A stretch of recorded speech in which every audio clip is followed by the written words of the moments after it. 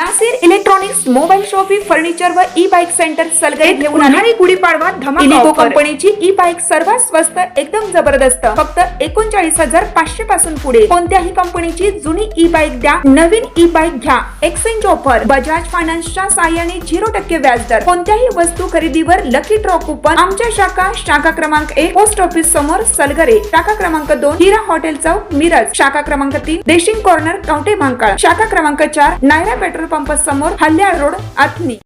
प्रत्येक बातमीतील घटनेच्या वास्तविकतेची तुलना थेट पाहत रहा सांगली अपडेट।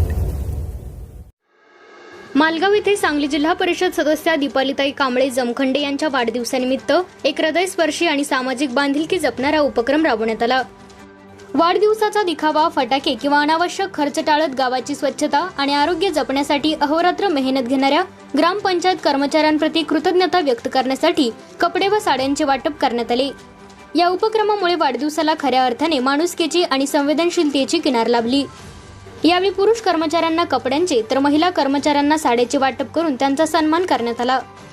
गाव स्वच्छ सुंदर आणि निरोगी ठेवण्यासाठी ग्रामपंचायत कर्मचारी कोणतीही अपेक्षा न ठेवता सातत्याने काम करत असतात। पावसाळा असो उन्हाळा असो किंवा कोणतीही आपत्तीजन्य परिस्थिती हे कर्मचारी गावाच्या सेवेसाठी सदैव तत्पर असतात। अशा कर्मचाऱ्यांप्रती आदर आणि आपुलकी व्यक्त करण्याच्या भावनेतून हा उपक्रम राबवण्यात आल्याने उपस्थितांच्या डोळ्यातही समाधान दिसून आले। या प्रसंगी श्रीकांत कांबळे जमखंडे यांनी मनोगत व्यक्त करताना सांगितले की ग्रामपंचायत कर्मचारी हे गावाच्या स्वच्छतेचे आणि आरोग्य व्यवस्थेचे खरे शिल्पकार आहेत। त्यांच्या कष्टामुळेच गावाच्या वैभवात भर पडते। म्हणूनच वाढदिवसाच्या निमित्ताने समाजासाठी काहीतरी सकारात्मक करण्याचा प्रयत्न केला आहे।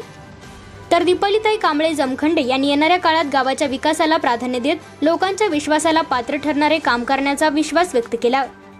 या कार्यक्रमास काकासाहेब धामणे, अरुण राजमाणे, ग्रामसेवक वर्षा कदम, ग्रामपंचायत सदस्य सतीश बागणे, गंगाधर एलपर्टे, हरिभाऊ कांबळे तसेच ग्रामपंचायत कर्मचारी आणि गावातील नागरिक मोठ्या संख्येने उपस्थित होते।